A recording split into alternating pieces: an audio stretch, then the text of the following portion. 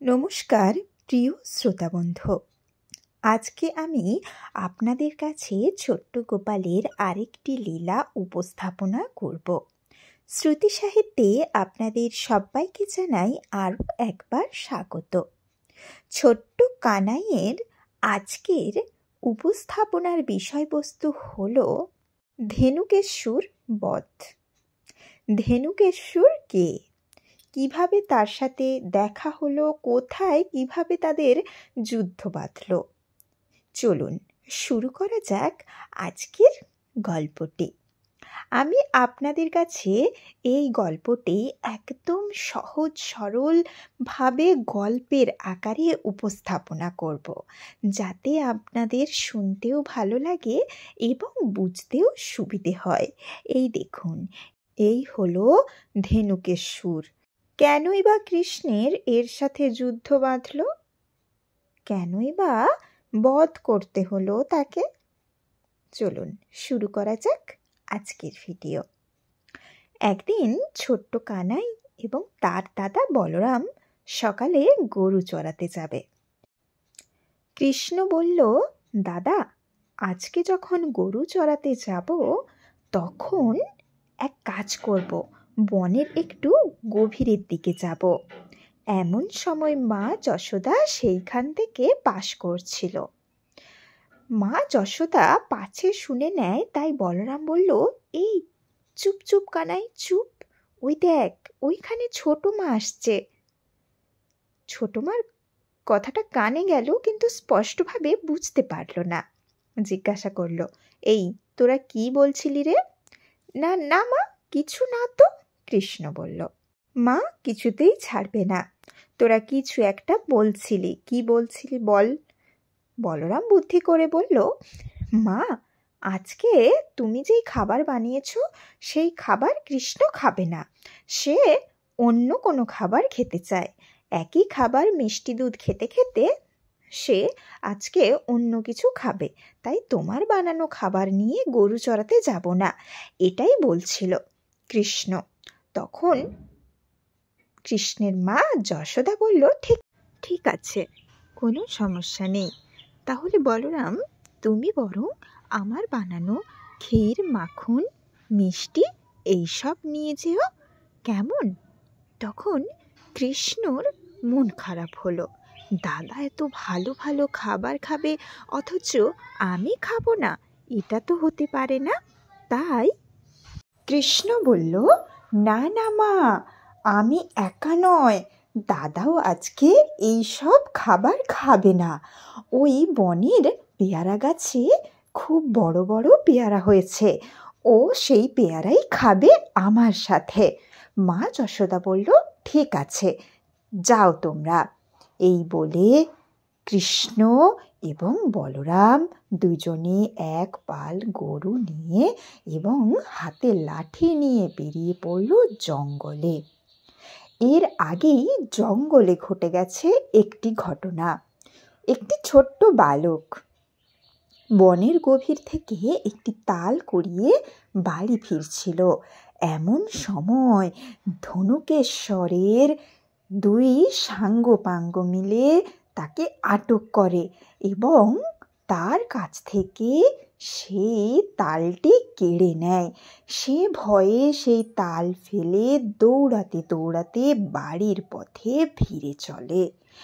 এমন সময় দেখা গেল ধনুকেশ্বরের সেই দুই সাঙ্গপাঙ্গ সেই একটি তাল নিয়ে নিজেদের মধ্যে বেদম লড়াই বেঁধেছে।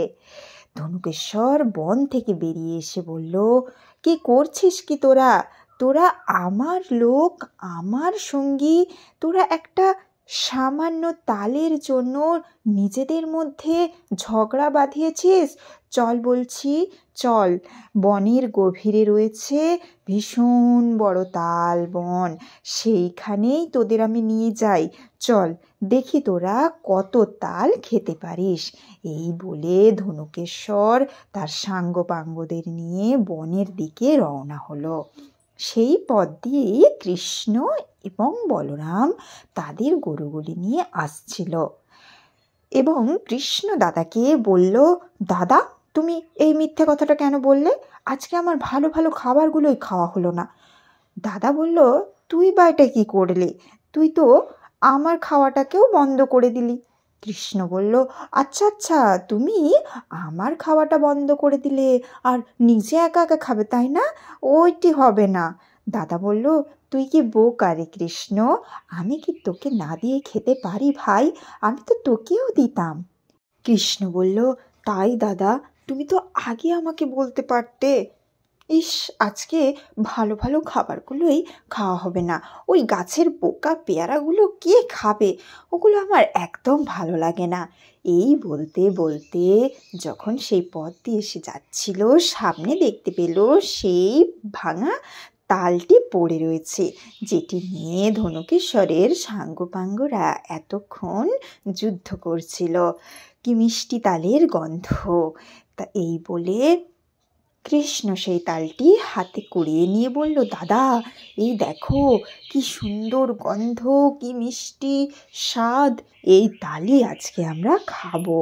তখন বলরাম বলল, তাল খাবি? কিন্তু এই তাল গাছ যে বনের অনেক গভীরে। কৃষ্ণ বলল, সে আমি জানি না দাদা, আজকে আমরা তালই খেতে চাই, আজকে আমি তালই খাবো, ব্যাস। এই বলে সেই রাখাল বালক তার গরুদের বলল, তোরা এখানেই থাক কেমন, আমরা কিছুটা দূর থেকে এক্ষুনি ঘুরে আসছি। এই বলে কৃষ্ণ এবং বলরাম দুজনে বনের গভীরে যেতে লাগলো। যেতে যেতে প্রায় বিকেল গড়িয়ে এলো, তবুও তারা পৌঁছতে পারল না। বলরাম কৃষ্ণকে একবার বলেছিল, কৃষ্ণ চল বাড়ি যাই, এ অনেক ভিতর, এ অনেক গভীর, এখান থেকে বেরিয়ে ঘর বাড়ি ফিরবো কখন? সে তো সন্ধে হয়ে যাবে। কৃষ্ণ বলল, দাদা, আর বেশি পথ নয়, দেখছো না কি মিষ্টি গন্ধ বয়ে আসছে? নিশ্চয়ই আরেকটু গেলেই তাল বন। এই বলে তারা যখন আরেকটু পথ এগিয়ে গেল, দেখলো চারিদিকে তালের গাছ, কি মিষ্টি তালের গন্ধ, কি সুস্বাদু সেই তাল। এই বলে কৃষ্ণ বলল, দাদা, ওই দেখো তালের গাছ, যাও আমার জন্য একটু পেড়ে এনে দাও। দাদা বলল, দাঁড়া কৃষ্ণ, আমি এক্ষুনি যাচ্ছি। এই বলে দাদা একটি তাল সংগ্রহ করে কৃষ্ণকে দিল। কৃষ্ণ বলল, দাদা, একটি তালে হবে না, অনেকগুলি তাল চাই আমার। অনেকগুলি চাই? অনেকগুলি কি করবে? আচ্ছা ঠিক আছে ভাই, আমি তোর জন্য অনেকগুলি তালের ব্যবস্থা করছি।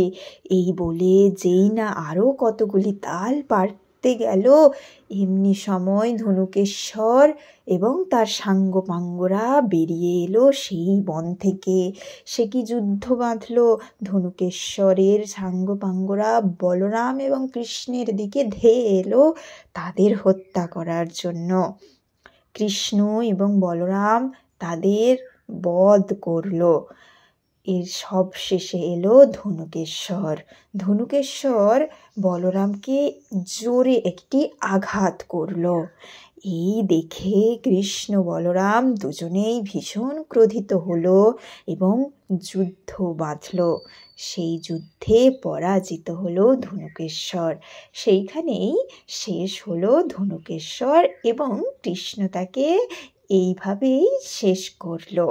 এই হলো ধনুকেশ্বরের নিধন। গল্প শেষ হলো। এই ধনুকেশ্বর বধ করার পর দাদা বলল, তোর জন্য সবসময় কোনো না কোনো গণ্ডগোল বেঁধেই থাকে কৃষ্ণ, চল এবার বাড়ি চল। কৃষ্ণ বলল, দাঁড়াও দাঁড়াও দাঁড়াও দাদা, এত দূর এসেছি, তাল বাড়ি নিয়ে যাব না? মাকে বলবো তালের বিভিন্ন রকম খাবার বানিয়ে দেবে। এই বলে দুজনে অনেকগুলি তাল নিয়ে বাড়ি ফিরে গেল, রাস্তা ধরলো বাড়ির উদ্দেশ্যে। নমস্কার। এই হলো আজকের ভিডিও। আজকের ভিডিওটি আপনাদের কেমন লাগলো অবশ্যই কমেন্ট করে জানাবেন। আমি কিন্তু অতি সহজ সরল ভাষায় একদম গল্পের আকারে আপনাদের কাছে যে কোনো ভিডিও, যে কোনো কাহিনী উপস্থাপনা করতে চাই, যাতে আপনাদের শুনতে খুবই ভালো লাগে এবং বুঝতেও খুবই ভালো লাগে। আর যে কোনো জিনিস গল্পের আকারে যদি আমাদের কাছে কেউ উপস্থাপনা করে, তাহলে কিন্তু সেটা আমাদের মনে অনেক তাড়াতাড়ি গেঁথে যায়। তাই আমি চেষ্টা করি ঠিক যেমন একটি বাচ্চাকে গল্পের আকারে সমস্ত কিছু বোঝানো হয়, এই পৌরাণিক কাহিনী এগুলিকে এমনভাবে গল্পের আকারে উপস্থাপনা করতে, যাতে আপনাদের সবার মনে গেঁথে যায় এবং মনে থাকে। গল্পের আকারের যে কোনো জিনিস আমাদের কিন্তু অত্যন্ত তাড়াতাড়ি মনে থাকে এবং শুনতে ভালো লাগে। আপনি এবং আপনার ছোট্ট শিশুটিকে এই পৌরাণিক কথাগুলি অবশ্যই শোনাবেন। এগুলি আমাদের জীবনে অত্যন্ত প্রয়োজনীয়। ধন্যবাদ।